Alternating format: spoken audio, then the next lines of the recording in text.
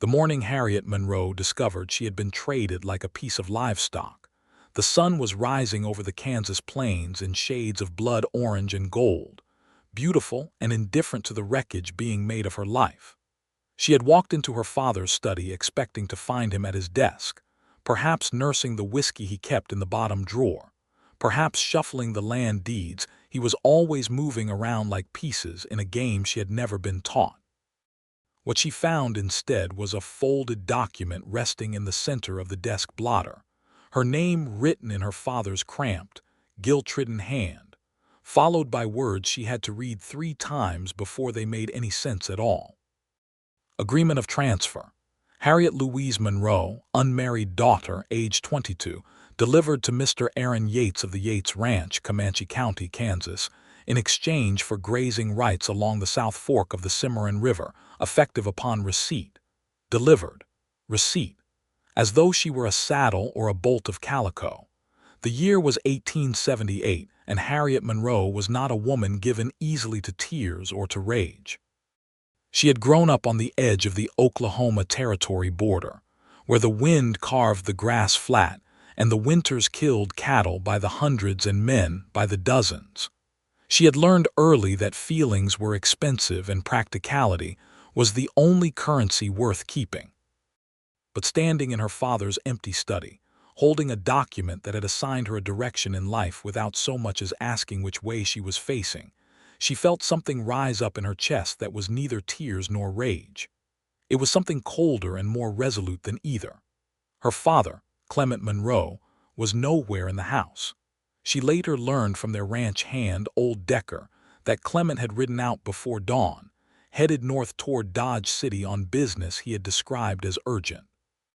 She suspected the urgency was largely a matter of avoiding his daughter's eyes. The Yates Ranch was 2 days' ride southeast of the Monroe homestead.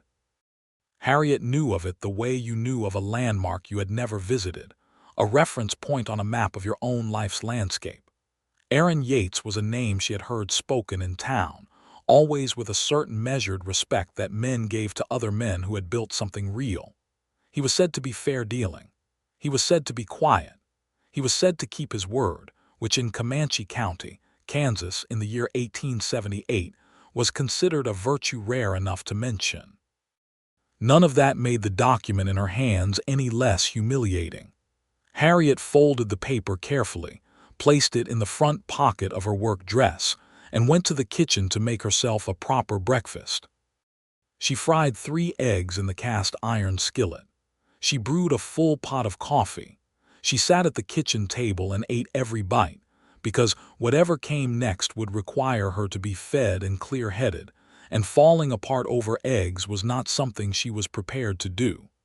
After breakfast, she went to her bedroom and packed a single trunk. She packed her 2 good dresses, her sewing kit, her mother's Bible, the small journal she wrote in most evenings, her winter shawl, her summer bonnet, and the Remington revolver her mother had left her, along with 14 rounds of ammunition. She did not pack the china figurine her father had given her for her 16th birthday, because she no longer felt she owed that particular sentiment any shelf space. She found Decker in the barn, oiling a harness with the focused indifference of a man who knew something had happened but had decided minding his business was the wisest course. "Decker," she said, "I need the bay mare and the wagon." He looked up from the harness. He was 60 years old if he was a day, brown as cured leather with eyes the color of old wood. "Miss Monroe," he said, which was not exactly an answer. "I know you know," she said. "I can see it on your face. I'm not going to stand here and have a conversation about it. I need the bay mare and the wagon." He nodded slowly. "I'll hitch her up." "Thank you." She drove herself, which was exactly the kind of thing that would make her father clutch his chest in social horror if he had been present to witness it. A woman of 22, driving her own wagon across open Kansas prairie, trunk in the bed, rifle across her knees.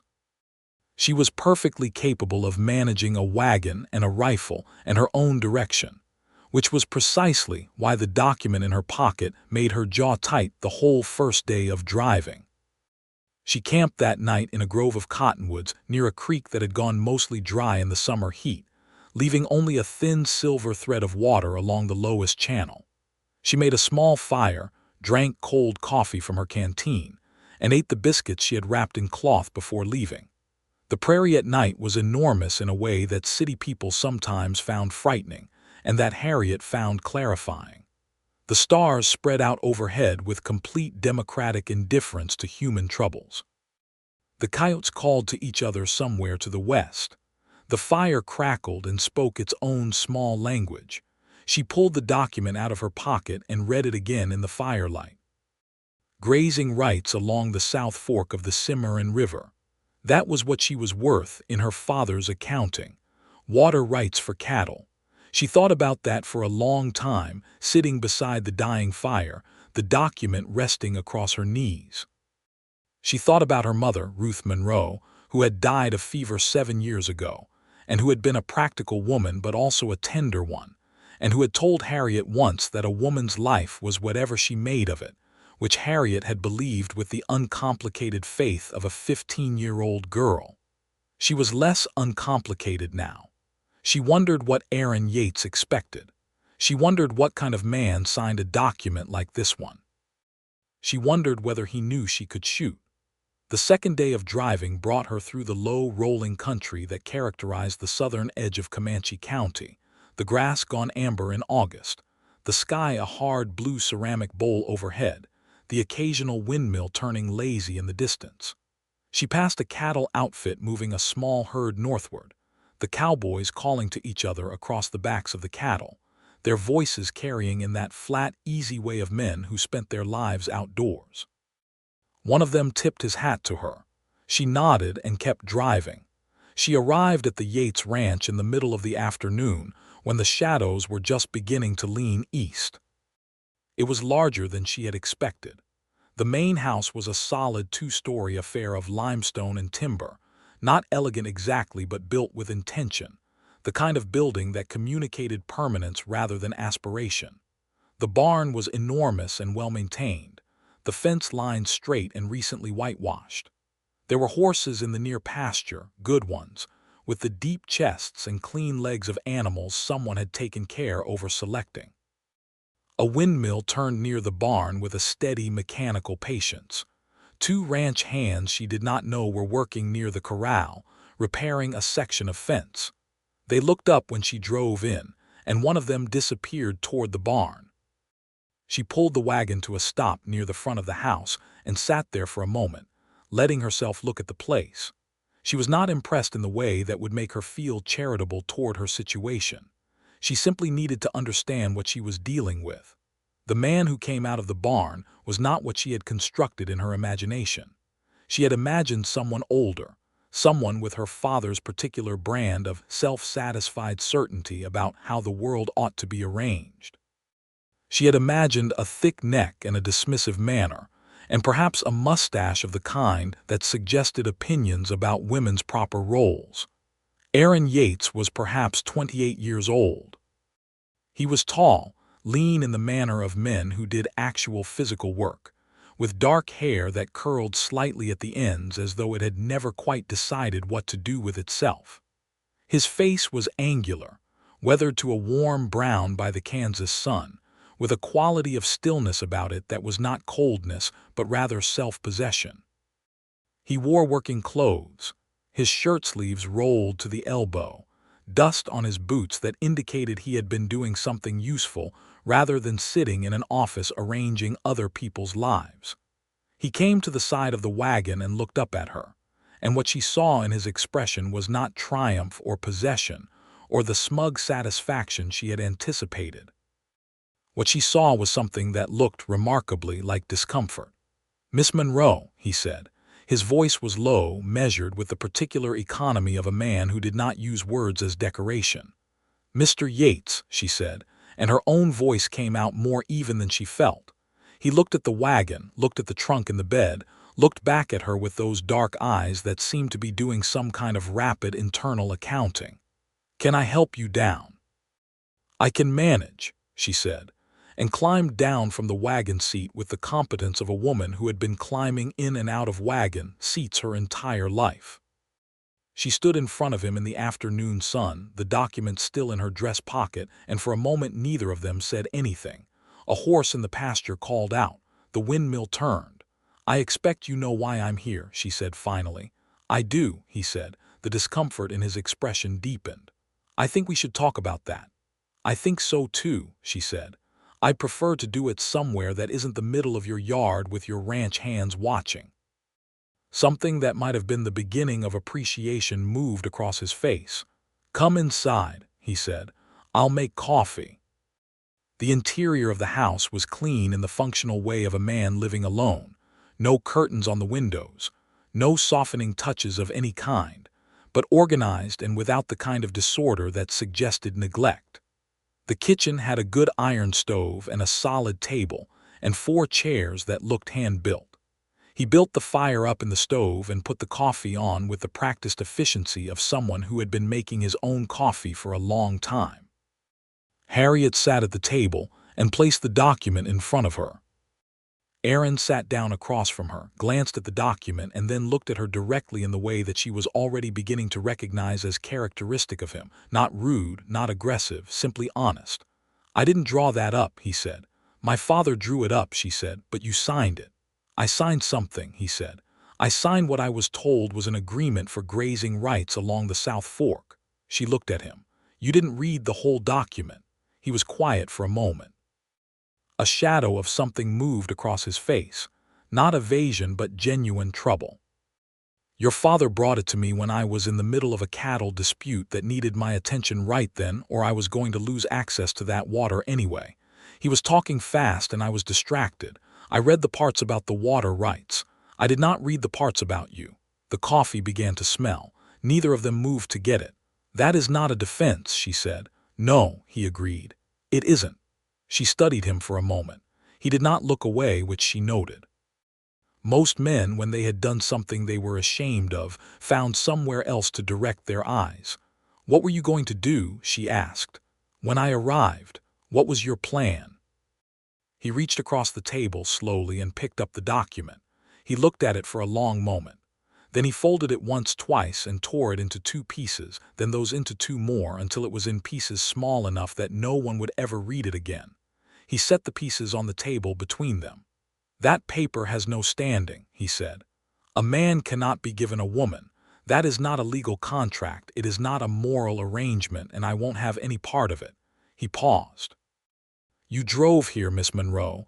That means you know what the document said. You could have gone anywhere else." "I could have," she agreed. "Why did you come here?" It was the question she had been turning over for 2 days of driving. She had come because she was angry and she wanted to look the man in the face. She had come because she wanted to understand what kind of person participated in an arrangement like this, whether knowingly or not. She had come, though she would not have admitted this at the time, because the prairie was large and she did not yet know where she was going, and driving towards something, even something awful, felt better than driving away from nothing in particular. "Because I wanted to see you tear that paper up," she said. "Which you've done." He looked at the scraps of paper on the table. Then he looked at her. "Where will you go?" "I don't know yet," she said honestly. He got up and poured the coffee. He set a cup in front of her without asking whether she wanted it. It struck her as the right thing to do, practically speaking, and practicality was a language she understood. "You can stay here," he said, sitting back down. "Not on account of any document. I mean, if you need time to decide where you're going, there's a spare room that's not being used. You'd have your own space and I'd not trouble you." She wrapped her hands around the coffee cup and looked at him across the table. He was watching her with that same steady directness, no angle to it that she could find, no calculation she could detect. "What would your ranch hands think?" she asked. "I don't run my ranch according to what my ranch hands think," he said. "But for what it's worth, they're both good men and they'd think the same as me. That a woman who drove 2 days across open country deserves a meal and a roof and the freedom to make her own choices." She drank her coffee. He drank his. The afternoon light moved through the uncurtained window and lay across the table in a long, warm band. "All right," she said, "for a little while." The room he gave her was on the second floor, a square plain space with a window that looked south over the pasture and a narrow bed with a rope mattress and a wool blanket that smelled of cedar. It was spare, but it was clean, and after 2 nights on the trail, the bed felt generous. She unpacked her trunk into the small chest of drawers in the corner, placed her mother's Bible on the windowsill, and stood looking out at the pasture for a while. The horses were moving slowly through the amber grass, tails swishing. The late sun made everything gold. She was not happy, not yet, but she was not afraid, which was something. She came downstairs for supper and found that Aaron Yates could cook well enough in the plain, useful sense: salt pork and beans and cornbread that was dense and honest, nothing fancy but solid and filling. They ate mostly in silence, which she expected to be uncomfortable and found was not particularly. He was not a man who filled silence with talk for the sake of filling it, which she respected. "How long have you had this ranch?" she asked after a while. "6 years," he said. "I came out from Missouri in 1872. There were 4 sections then. Now there are 9. You built it yourself?" "Mostly. My younger brother helped for the first 2 years, then he went north to Montana Territory. I had 2 good cowboys that first winter who stayed on." He pushed the beans around his plate. "It's good land. I knew it would work if I didn't do anything stupid." "The grazing rights," she said.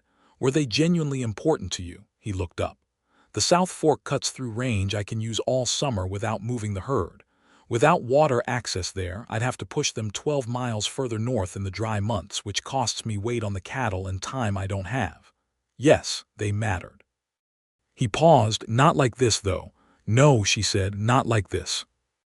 She washed the dishes after supper because it was practical and because standing still was not something she was inclined to do when there was work available.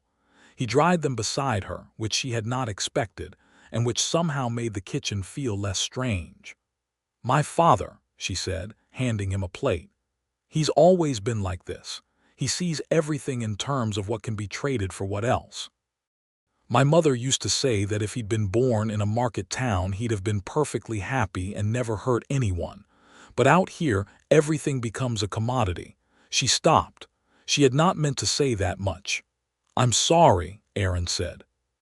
He said it the way some men said things, simply and without decoration, and she found it more comforting than an elaborate expression of sympathy would have been. "It doesn't change anything," she said. "No," he agreed. "But it's still true."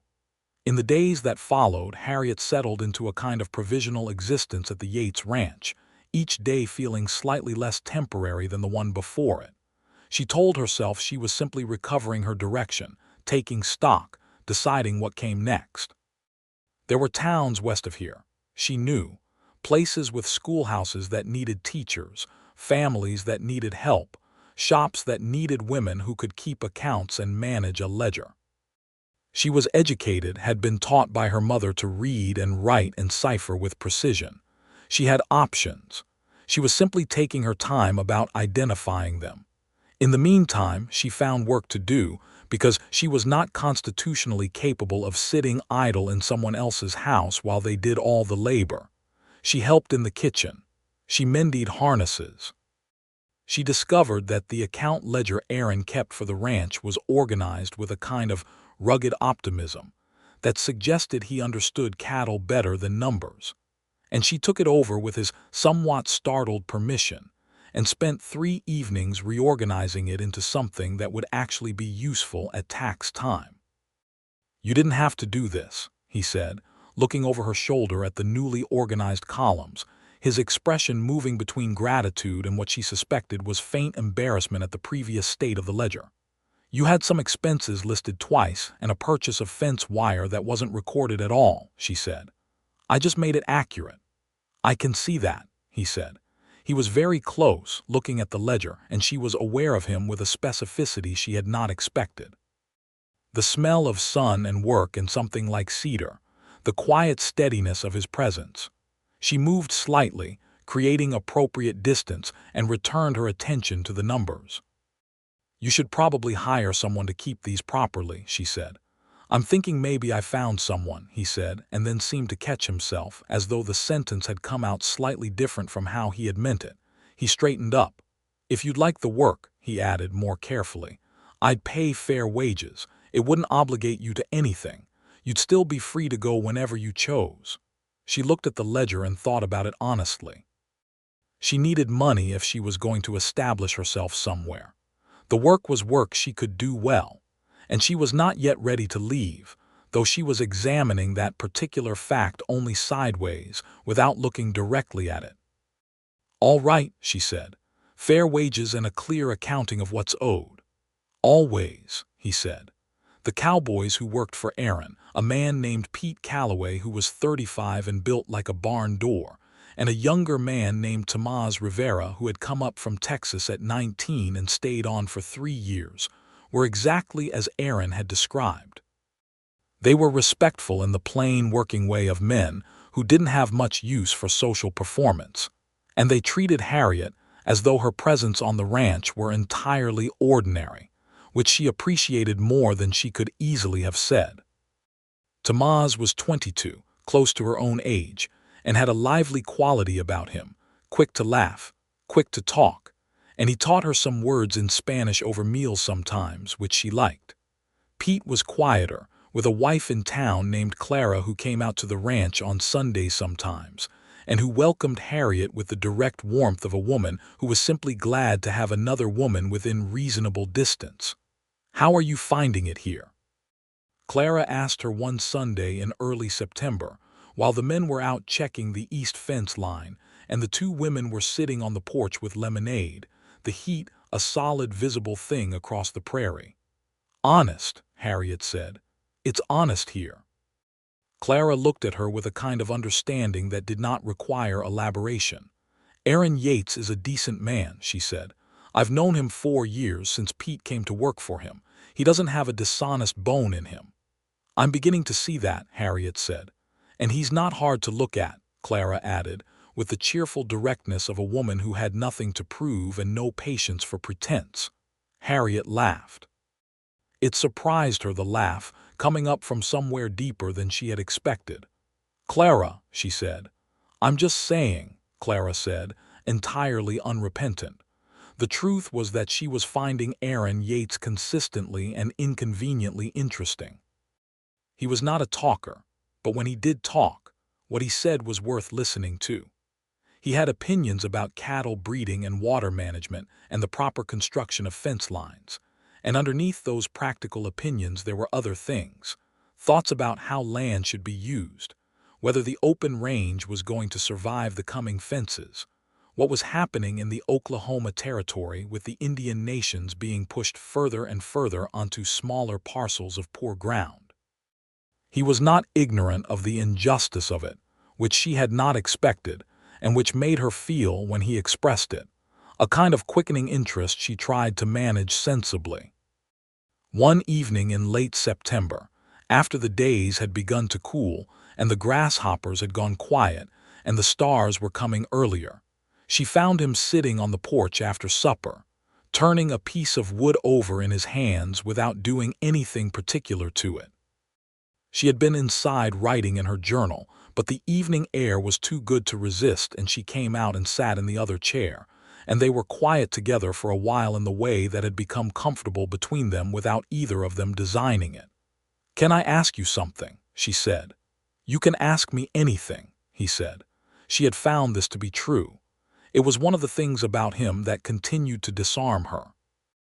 "What made you come out here? From Missouri?" she asked. "What were you leaving?" He was quiet for a moment, not evasive but considering. "My father ran a dry goods store," he said. "Good man, worked hard. But I watched him spend his whole life selling things other people made, and the land around us selling for more each year as more people came. And one day I realized that if I was going to have anything of my own, it needed to be somewhere that still had room for it." He turned the wood in his hands. "Also, I was 22 and I thought heading west was an adventure," she smiled. "Was it?" "The first winter almost killed me," he said. "Then yes, it became an adventure." She laughed and he smiled at the sound of it, just briefly, a real smile that changed his whole face into something younger and less careful. "What about you?" he asked. "You're educated, you speak well. Your father, whatever his faults, clearly saw to your schooling." "My mother saw to my schooling," she said. "My father saw to his own comfort and occasionally noticed the rest of us." She paused. "I always knew I would eventually have to make my own way. I just didn't expect the method to be quite so spectacularly undignified."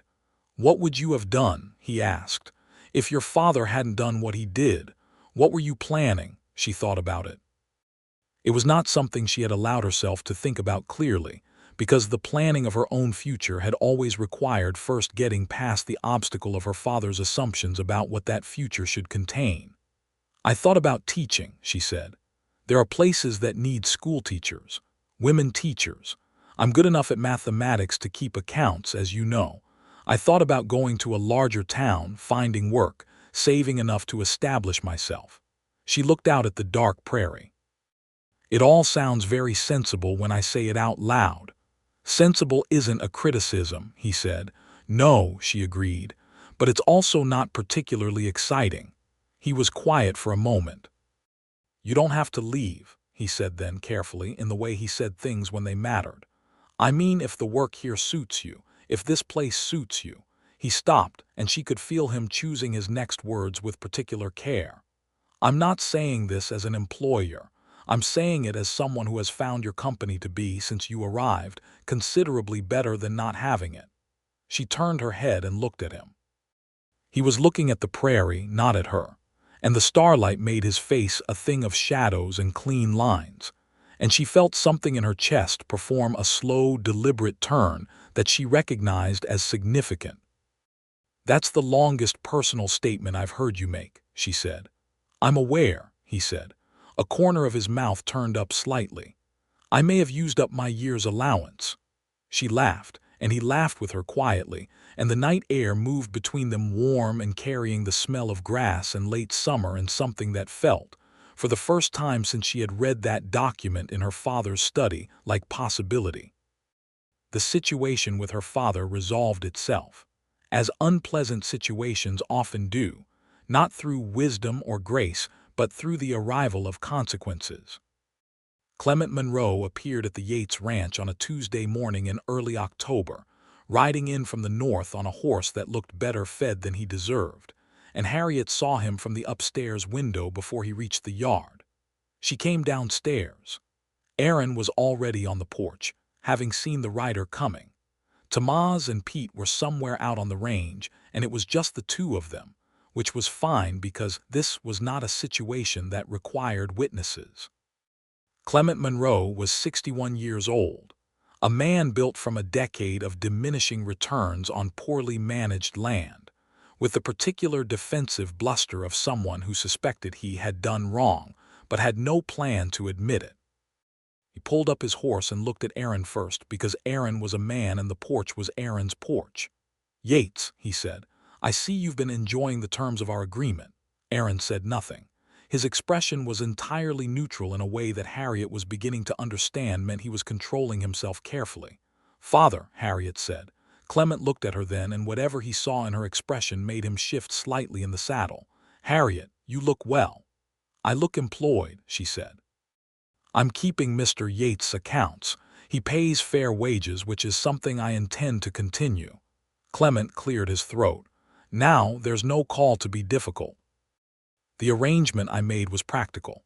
You needed a situation and Yates needed water rights, and it seemed to me—" "It seemed to you," Harriet said, "that I was a commodity. You put my name on a legal document without my knowledge or consent, and you traded me for grazing rights on a river. I would like you to say that aloud and hear how it sounds." Clement's jaw tightened. He looked at Aaron. "The agreement stands as written. The water rights in exchange." "The agreement was torn up," Aaron said.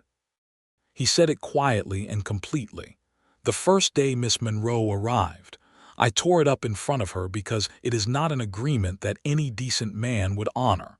Clement went slightly red. "Now look here, Yates. I rode 2 days for those water rights. That's not something I'm going to—" "You're welcome to discuss water rights," Aaron said. We can talk about a proper lease arrangement, one that doesn't involve your daughter's name being written on any document as though she were a piece of property. We can negotiate fair terms if that's what you need. But whatever was written before has nothing to stand on, and it never did. There was a silence. A horse somewhere shifted its weight. A meadowlark called once from the grass and went quiet. "Harriet," Clement said, turning back to her, "come home." "I am 22 years old," she said. "I have employment and I have my own wages coming. This is not a discussion about what you want me to do. You have no business being here without a proper arrangement. Mr. Yates tore up your arrangement," she said. "So there is no arrangement. There is only a woman and a job she is good at and a place she is choosing to be." She stepped forward, off the porch and onto the yard, and faced her father at a distance that required him to look down at her, but not by much. "I will come and see you when I am ready to come and see you. And if you ride out here again and speak to me as though I am something that can be transferred between parties, I will have nothing further to do with you. Do you understand me?" Clement Monroe looked at his daughter for a long moment. Something moved through his face, complicated and not entirely without pain, and she thought for a moment that she saw the version of him that might have been better, that might have been the man her mother married with some genuine hope. Then it closed over again. "You're like your mother," he said. He made it sound like a complaint, but she heard something else underneath it that she filed away for later examination. He turned his horse and rode north without another word. Harriet stood in the yard and watched him go until he was a small dark shape against the golden green of the prairie, and then she turned back to the house. Aaron was still on the porch, leaning against the post, and when she came back up the steps he straightened and looked at her with an expression that was careful and also, she thought, quietly admiring. "Are you all right?" he asked. "I'm fine," she said. "I told you, he's always been like this.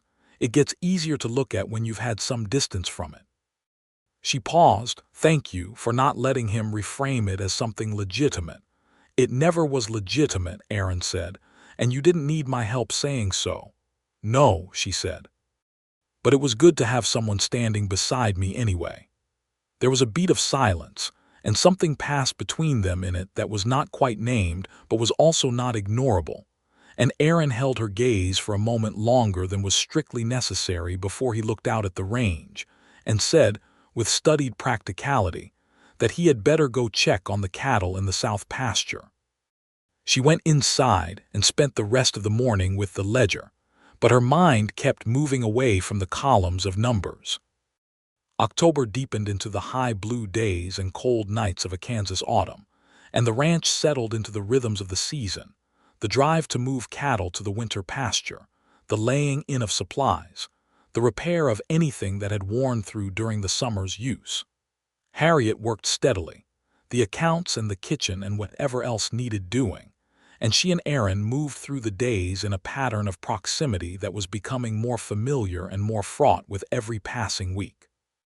They talked in the evenings often, sitting with coffee or sometimes with a small glass of the rye whiskey Aaron kept in the cupboard for cold nights. They talked about books, because he had a small collection of them on a shelf near the fireplace and read more than she would have guessed. They talked about the territory, about the changes coming with the railroads and the fences, about the Indian nations being pressed smaller and smaller by treaties that the government signed and broke with what seemed like cheerful regularity. And Aaron's expression when he spoke about this was troubled in a way that told her he had thought about it more than once. "My first winter here," he said one evening, the fire going low, the wind at the windows. "I was near starved by February. A Kiowa man found me checking a fence line so cold I couldn't properly hold the wire cutters. He didn't have to stop. He stopped. He brought me back to their camp and they fed me and warmed me and sent me back with enough dried meat to last another week. He was quiet. And now there are fences cutting across land they used to move freely through, and every year the boundary pushes again and I don't know how to square it." "It can't be squared," she said. "That's the difficulty. The injustice is ongoing, and most people are too invested in it being over to look at it directly." He looked at her. "Most people in Comanche County would not say that." Most people in Comanche County didn't have a mother who taught them to pay attention, she said. In November, a difficulty arrived in the form of a man named Walter Creech, who had been slowly buying up land along the western edge of Comanche County for 2 years, and who had decided that the Yates Ranch sat between him and a section he wanted to acquire from a homesteader named Garfield, an elderly man farming a quarter section that he could no longer properly work. Creech was not a violent man precisely, but he was a pressuring one, the kind who used legal documents and financial leverage the way other men used fists, and he began sending offers to Aaron through a lawyer in Kiowa that were technically reasonable and increasingly insistent. Aaron refused each one. He explained to Harriet over supper one evening why he refused, not only because it was his land and he intended to keep it, but because accepting Creech's offer would create a contiguous block of Creech-owned land that would effectively cut old Garfield off from market access, leaving him with no practical choice but to sell at whatever price Creech eventually offered. "He's trying to corner the old man," Aaron said. "And you're the wall he can't get around," Harriet said. "That's about it." She thought about it for a moment. "Does Garfield know what's happening?" "I'm not sure he does. He's 68 years old and not entirely well, and I don't think he's had anyone explain the geography of what Creech is doing." "Then someone should explain it to him," she said. Aaron looked at her. "I was thinking the same thing." They rode out to the Garfield homestead the following Saturday, the two of them on horseback, the morning cold enough that their breath showed, and the horses moved with the contained energy of animals happy to be moving in the cold air. Harriet had not done much riding since she arrived, and she had missed it, the particular freedom of being on horseback, the ground moving away beneath you, the sky very large and very close. Aaron rode well, which she watched from the corner of her eye in the way one observes things that are pleasant without wanting to be caught observing them.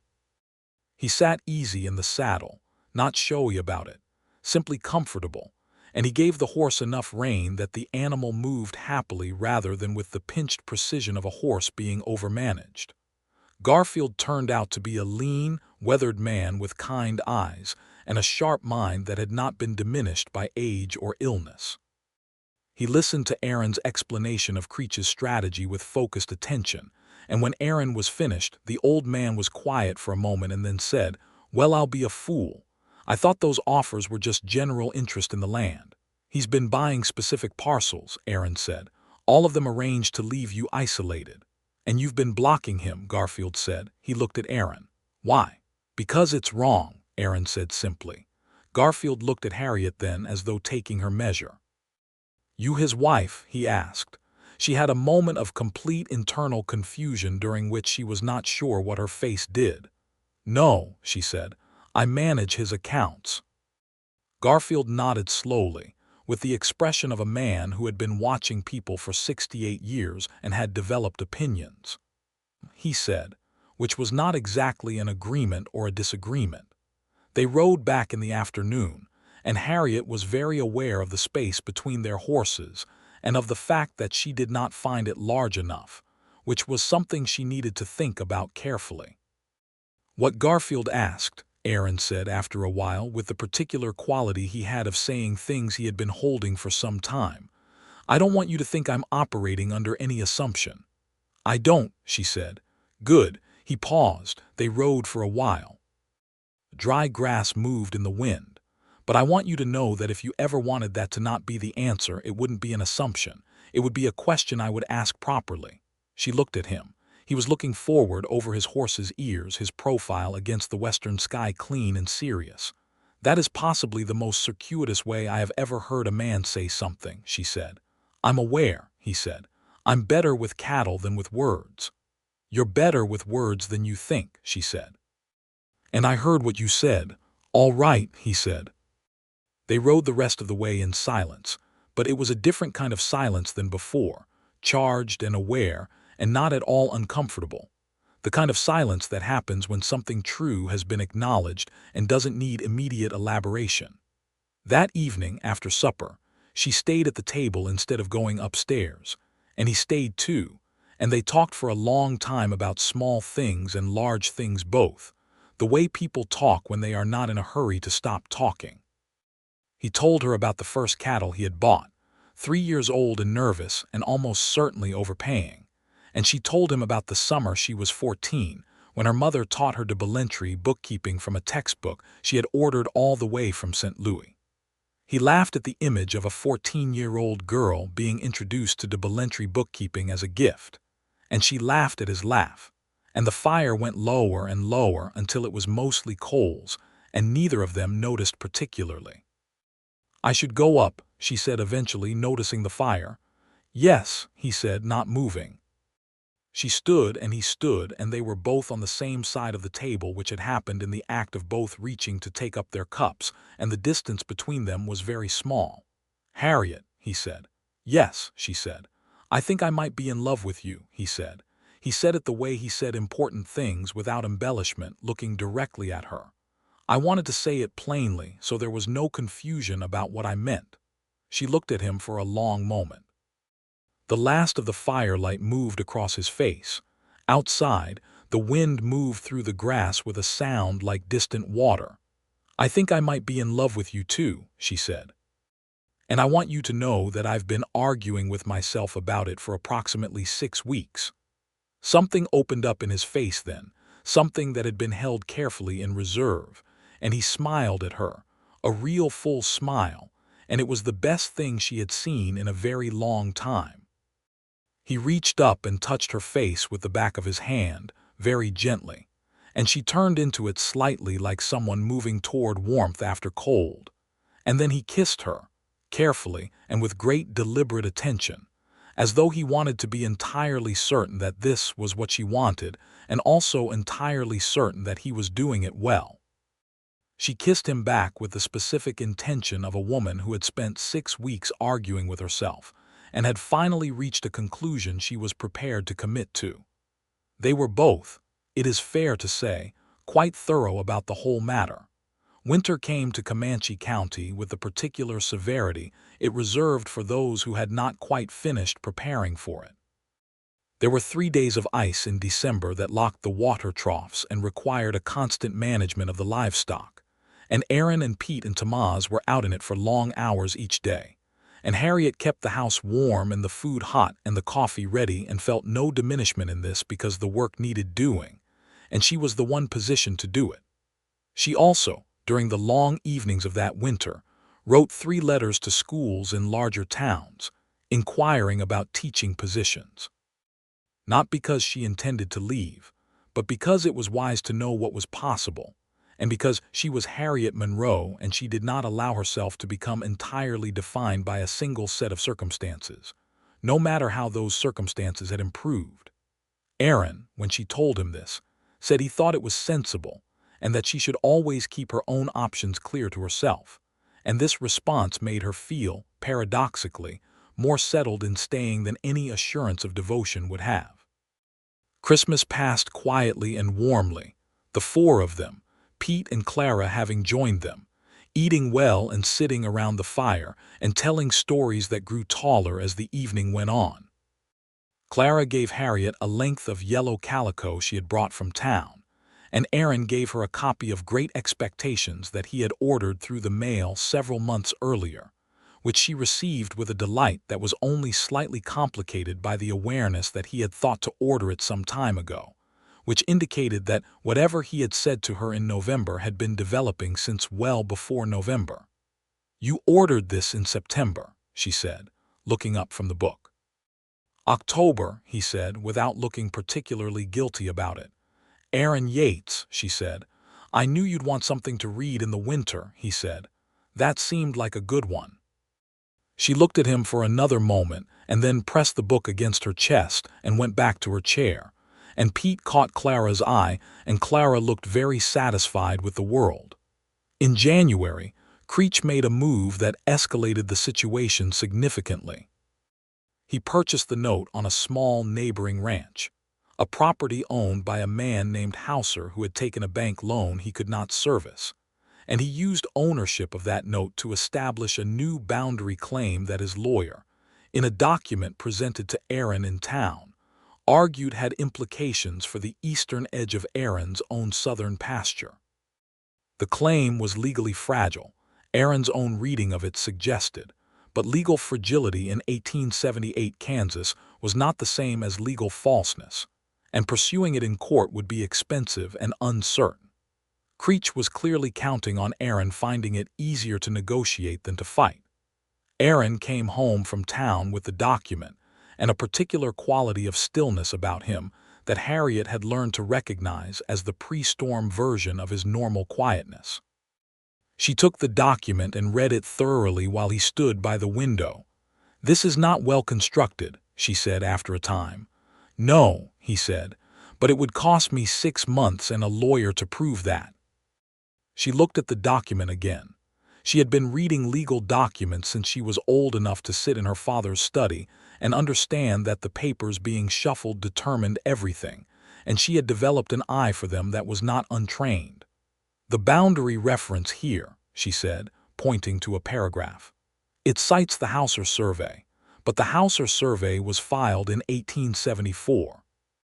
If there's an earlier survey of your land that predates Hauser's acquisition, the priority would be yours regardless of what he's claiming through the note."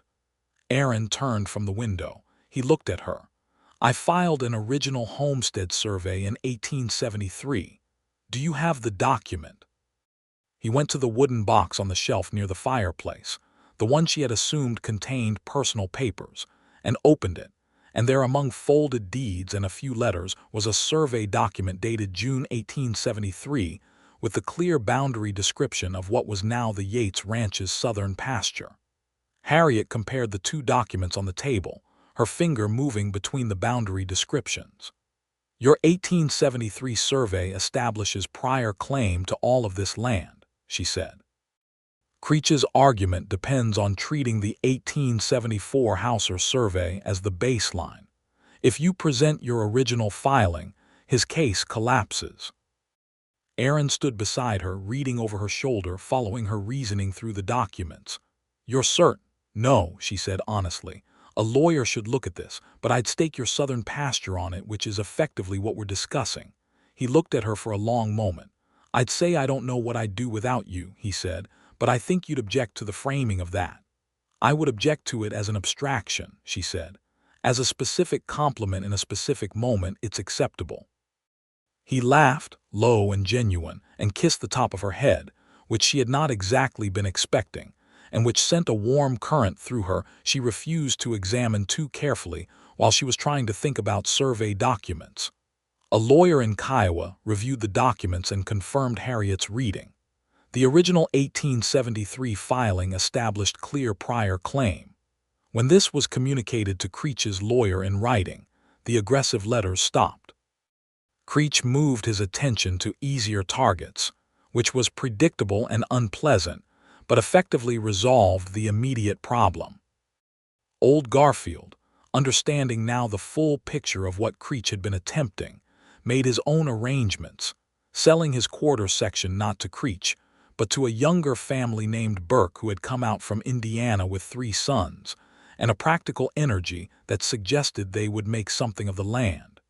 He got a fair price and moved to Kiowa to live with his daughter, which he told Aaron on his last visit was something he should have done 2 years ago. February arrived and brought a thaw, and then a blizzard, and then another thaw in the unpredictable cadence of Plains winter. And through all of it, the ranch survived in good order, and Harriet and Aaron moved deeper into each other's company in the way of two people who have decided to stop arguing with what is obvious. He was tender with her in ways she had not entirely expected. She had imagined, before she knew him, a man of that particular stoic Western kind who expressed affection primarily through practical acts and otherwise locked the door of himself quite securely. And he was indeed a man who expressed affection through practical acts, but the door was not locked, and behind it there was someone who was genuinely interested in her, in what she thought and what she felt and what she wanted, not as background to his own story, but as a thing of actual consequence. She told him, one night when the wind was loud against the house and the fire was generous, and they were sitting very close together on the settle that he had moved from the parlor to the kitchen, because the kitchen was the warm room, about the woman she had been building toward being before her father had intervened. Teacher, the woman of independent means, the person who had managed her own future on her own terms. She told him without accusation, because the fact of being here, of having arrived at this particular winter on this particular ranch beside this particular man, was not a thing she regretted, even as she regretted the way it had started.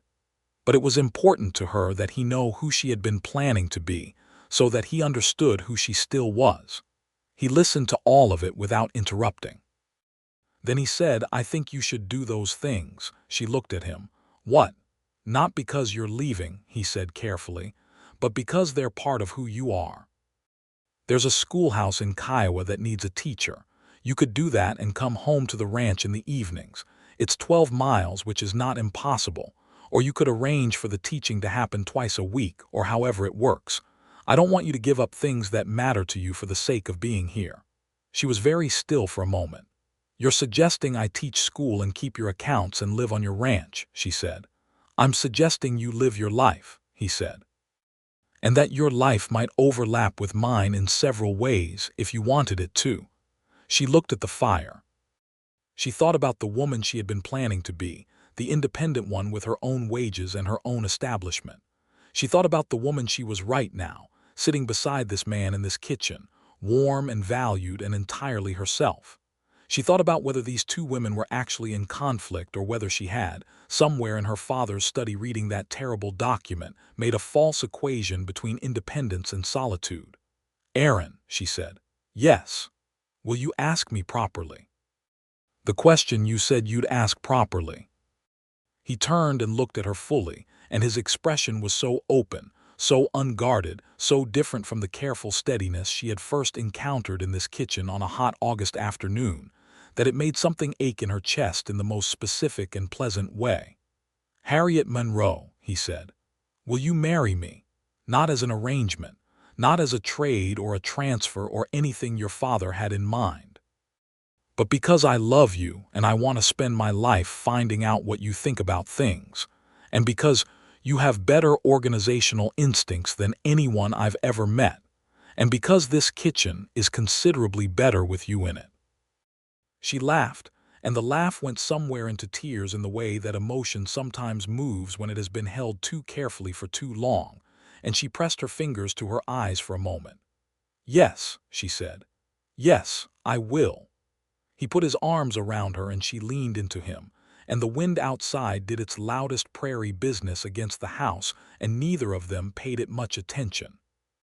They were married in March of 1879 in Kiowa by a circuit preacher named Reverend Cole, who had a white beard and a traveling trunk full of scripture, and a fine eye for two people who were actually sure about each other. Clara and Pete stood up for them. Tamaz wore his good vest and his most solemn expression and cried at the end, which he denied afterward and continued to deny for years. Garfield's daughter, a warm woman named Edith who had heard from her father about the Yates ranch, and the remarkable woman who had organized the survey documents, sent a wedding gift of a blue coverlet that she had made herself, and that became one of Harriet's most treasured possessions.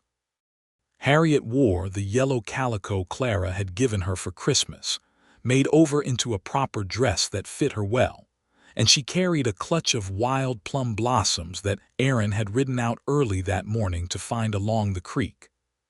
He stood beside her at the front of the small church in his good coat and looked at her with an expression of such direct and uncomplicated love that she felt it all the way through to the back of her. The preacher said the words. They said their own. He slipped a ring on her finger that he had made at the silversmith in town, a plain band with a small engraved prairie flower that was so perfectly like something she would have chosen herself that she asked him later how he had known. "I asked Clara," he said. "She said you always looked twice at anything that had a flower on it." She had not known Clara had noticed that. She had not known she had noticed it herself. But she looked at the ring and she thought that being known, being actually observed and attended to and thought about, was possibly the most intimate thing there was.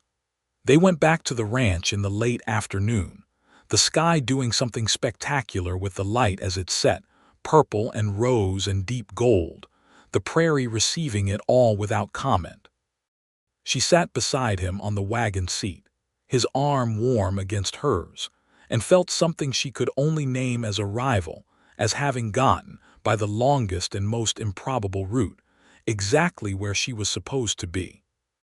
Spring came to Comanche County in the particular blaze of wildflowers it managed in good rain years, the prairie turning blue and yellow and gold, the grass coming up thick and sweet, the cattle moving happily through the new pasture. The ranch was busy in the way of spring ranching everywhere, the calves coming, the fence lines needing checking after the winter's toll, the equipment needing its seasonal attention. Harriet managed the accounts with increasing sophistication, having spent the winter reading everything she could find about land management and cattle economics, and Aaron had begun consulting her not just on numbers but on the larger decisions, which she took seriously and brought her full attention to. She had arranged, through a letter that brought a delighted response, to teach reading and arithmetic at the Kiowa schoolhouse twice a week, on Tuesdays and Thursdays, riding in on the bay mare that she had taken full possession of as her own. She loved it with a clarity that surprised her in its force, the children who arrived at the schoolhouse carrying their slates, who were loud and immediate and brought every ounce of their attention to the narrow window of time they had for learning. She was a good teacher, direct and warm, and not inclined to pretend things were simpler than they were, and the children responded to her with the straightforward affection children give to adults who treat them as intelligent. She told Aaron about individual students the way you tell someone about people who matter to you, the girl who was understanding fractions faster than anyone Harriet had expected, the boy who could not manage his letters but drew maps of the surrounding country with extraordinary precision. He listened to all of it with the same quality of attention he gave everything she said, and occasionally offered observations about those children's families that told her he knew more about his county than he let on. In the summer of 1879, Harriet discovered she was pregnant. She sat with this knowledge for a full day before she told Aaron, not because she feared his response, but because she wanted to sit with it herself first, to turn it over and examine it from all sides, to know what she herself felt before she was in conversation about what they both felt. What she felt, when she looked at it honestly, was joy. A clear, uncomplicated, enormous joy that coexisted comfortably with the practical awareness of what pregnancy on a prairie ranch in 1879 actually involved. She was healthy and strong and sensible, and she had Clara nearby, and there was a doctor in Kiowa, and she intended to manage it all with the same attention she gave everything. She told Aaron over supper directly, watching his face. He sat very still for a moment. Then he reached across the table and took her hand in both of his, and the expression on his face was one she filed away permanently in the best part of her memory, the part that holds the things that matter most. "Are you all right?" he asked. "Are you well?" "I'm very well," she said. "I'm fine and healthy, and I intend to keep teaching until I can't reasonably do it and to keep managing the accounts until the day before, and I want you to agree to those terms without argument." "Agreed," he said without hesitation, which was exactly why she loved him. Their son was born in March of 1880, a healthy boy with Aaron's dark hair and Harriet's determined expression, delivered with Clara's help and the Kiowa doctor present, on a morning when the early spring wind was doing something dramatic outside, and the baby arrived with a voice that suggested he had opinions about the temperature. They named him Thomas, for no particular reason except that they both liked it, which seemed sufficient. Thomas Yates, who was loud and hungry and magnificent, and who fundamentally reorganized the household around himself with the absolute authority of a very small person who has determined that the world is, in fact, for him. Aaron was a father the way he was everything else, quietly attentive, completely present, The kind of man who got up in the night without being asked and came back to bed smelling of wood smoke because he'd built up the fire so the baby would be warm. Harriet watched him with Thomas and felt the full weight of how different this was from what she had grown up inside, the love that was freely given, the attention that cost something real. She wrote to her father in the spring of 1880, after Thomas was born. Not a reconciliation exactly, and not an accusation. Simply a letter that said she was well and married and had a son, and that she was willing to correspond if he was willing to do so without revisiting the events of August 1878. She was not willing to pretend those events had not happened, but she was also her mother's daughter, and her mother had believed in the possibility of people being better than they had been. Clement Monroe wrote back in June. His letter was short and stiff, and contained no apology that was explicit, but contained one that was structural, in the way it described his current circumstances. A man alone on a ranch he had managed poorly, with fewer cattle each year, and the land going back to the bank section by section. He mentioned Thomas in a way that suggested he was moved by the existence of a grandchild without quite knowing how to say so. Harriet wrote back. She wrote back again the following month. By autumn they were in a correspondence that was cautious but real, and by the following spring Clement Monroe came to the Yates ranch, not on a horse of righteous bluster but in a wagon he looked tired from driving, and he sat at Harriet's kitchen table and held his grandson and looked at his daughter across the table with something that she recognized at last as shame. "I was wrong," he said. "It came out rough, as though it had to be pushed through some obstruction. What I did, it was wrong." Harriet looked at him for a long moment. Thomas was grabbing at his grandfather's shirt with the focused determination of a 1-year-old, and Clement was letting him, his big work-worn hands gentle around the child. "Yes," she said, "it was. I don't expect," he started. "I'm not offering you absolution," she said quietly. "I'm offering you the chance to know your grandson and to be different going forward. That's what I have available." Aaron, who was sitting at the far end of the table with his coffee, said nothing, and his silence was the right thing, giving her the room to handle it as she chose. Clement Monroe nodded. He did not argue. He held Thomas for another half-hour and then left, promising to come again before winter. He did come again. He came several more times, each visit slightly less stiff than the last. He was not transformed into a different man, but he was a man who knew what he had lost and was trying to deserve what remained. Harriet kept the distance she needed and allowed the relationship its proper shape, which was not warmth exactly but was a kind of honest accounting, which was, in the end, the thing she understood best. The ranch continued to grow. In 1881, Aaron purchased 2 additional sections to the east, good grassland that extended the range significantly, and required 2 more hands, which he hired carefully, as he did everything. Harriet's accounts expanded to match, and she had become, by this point, recognized in Kiowa as the person whose financial advice on ranch matters was worth seeking, which led to an arrangement with the local bank where she assessed several loan applications on their agricultural merit, work she did from home and was paid for accordingly. She continued to teach. She would teach for many years, adjusting the schedule to the seasons and the size of her family, because it was part of her, and Aaron had known that from the beginning and built their life with it included. In 1882, their daughter was born, Clara Jane Yates, named for the woman who had become Harriet's closest friend. Clara Jane arrived with considerably less drama than Thomas had managed, and had, from the beginning, a quality of serene observation about her that delighted Aaron enormously, and occasionally made Harriet suspect she was being assessed. Thomas, aged 2, examined his sister with the guarded suspicion of someone whose territory has been adjusted without consultation, and then, over the course of several weeks, came to a grudging acceptance that evolved into a fierce protectiveness that would characterize his relationship with Clara Jane for their entire lives. Pete and Clara Calloway had 2 children of their own by this point, and the 2 families spent Sundays together regularly, the children running the yard with the anarchic joy of the well-loved, the adults sitting on the porch or around the kitchen table talking about cattle and weather and politics and books. Harriet and Clara doing the kind of women's talking that covers the world completely and leaves nothing important unaddressed.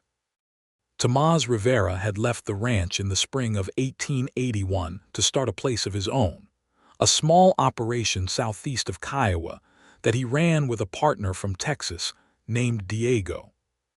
He came back to visit sometimes, always bringing something, candy for the children or a bottle of something for the adults, and he had the particular pride of a man who has made something real with his own hands that he wanted the people who had seen him start out to be able to see.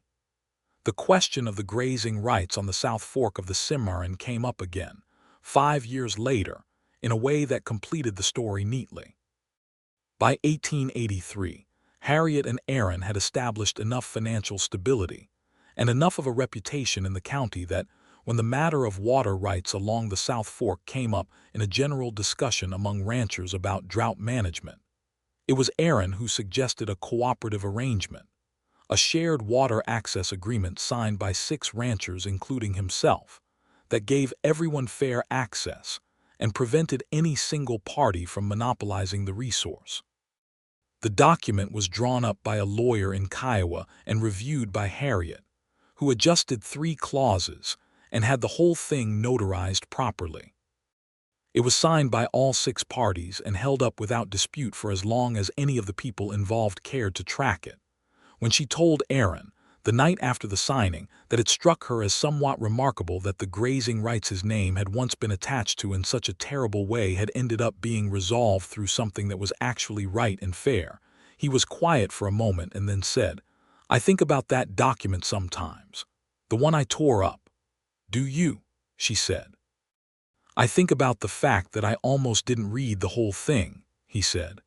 "That I almost just accepted the water rights and whatever else came with them, and not looked at what I was doing. And then I think about what wouldn't have happened."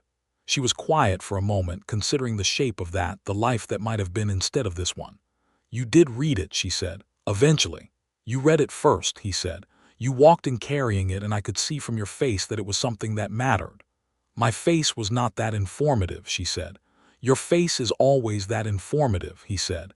"You have the most honest face of anyone I've ever known. You can't hide a thing." She opened her mouth to argue and then looked at him, at the affectionate certainty in his expression, and closed it again. "That seems like a significant disadvantage," she said. "Only if you have something to hide," he said. "You generally don't." She looked at the fire in the kitchen hearth, the one that had been burning through Kansas winters for 5 years now, and she felt the specific gravity of her life as it was, the children asleep upstairs, the ranch sleeping around the house, the accounts balanced to the penny, the school waiting for her Tuesday, this man beside her who had torn up a document that named her as a commodity and replaced it with something that was nothing of the kind. "I'm happy," she said, somewhat suddenly, as though reporting it. "Yes," he said, not as though it surprised him. "I know." "I don't mean I'm generally happy or I'm mostly happy," she said, wanting to be precise. "I mean tonight, right now, in this kitchen, with those children upstairs and this ranch around us and you here, I am specifically and completely happy." He reached over and took her hand, the one with the prairie flower ring on it, and held it in his without saying anything else for a while, which was exactly the right response. Spring came again, as it always did, the wildflowers spreading across the Comanche County prairie in their democratic extravagance, covering the grass in yellow and blue and rose as though the land were showing off. Thomas Yates, 3 years old and absolutely certain of his own opinions, announced one April morning that he wanted a horse of his own, and Aaron took him out to the corral and showed him the smallest of the young horses, a bay colt about Thomas's own age in terms of experience with the world, and explained to him that they would learn together, which Thomas considered seriously and then accepted.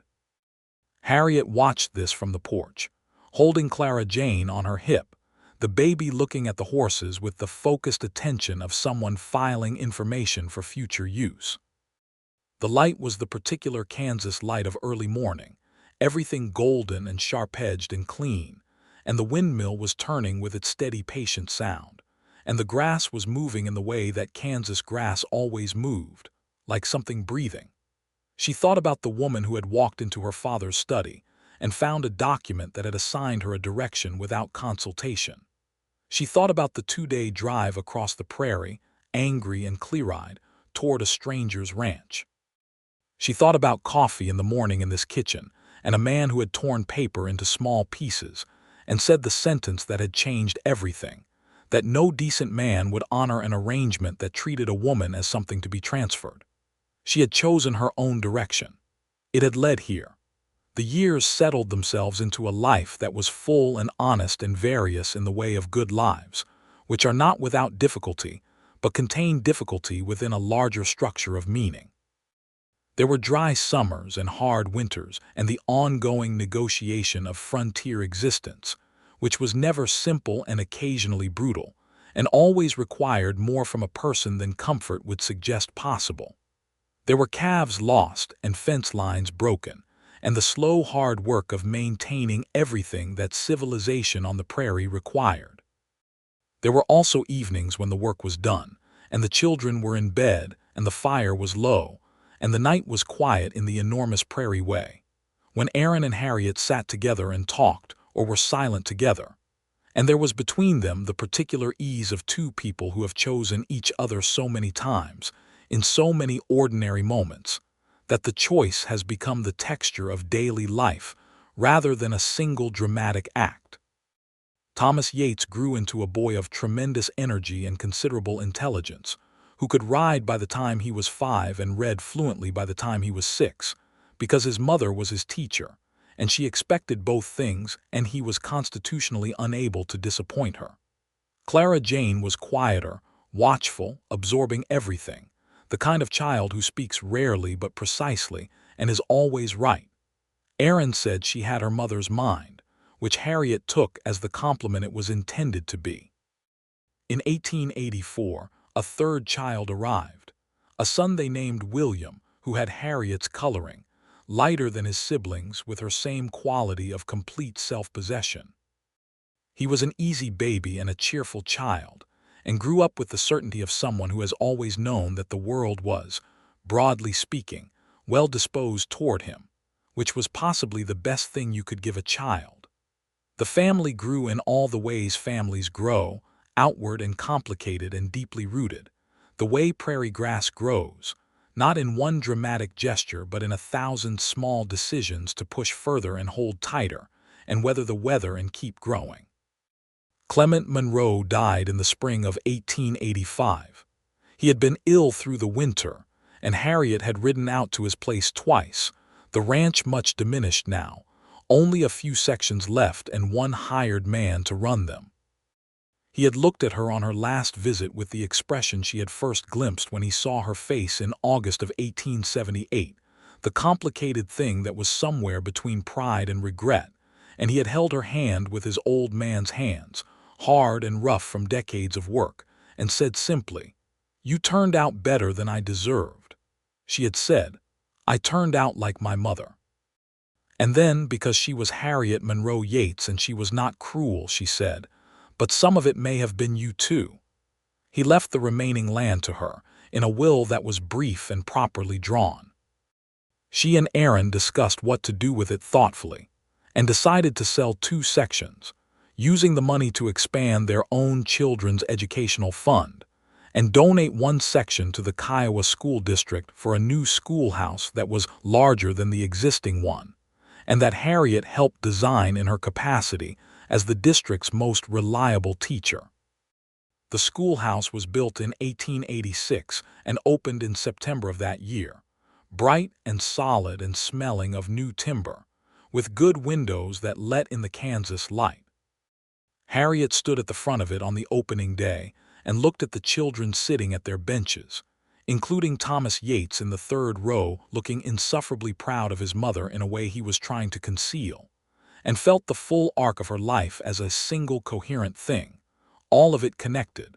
The document and the prairie drive and the coffee in the morning and the torn paper and the years of building. All of it part of the same story that had led to this room full of children, and the light coming through the good windows. After school that day, she rode home on the bay mare, the same mare who had carried her from her father's ranch to Aaron's in August of 1878, older now and slower but still willing. The prairie was in its September gold, the grass tall and moving, the sky the hard late summer blue that always made her think of the future.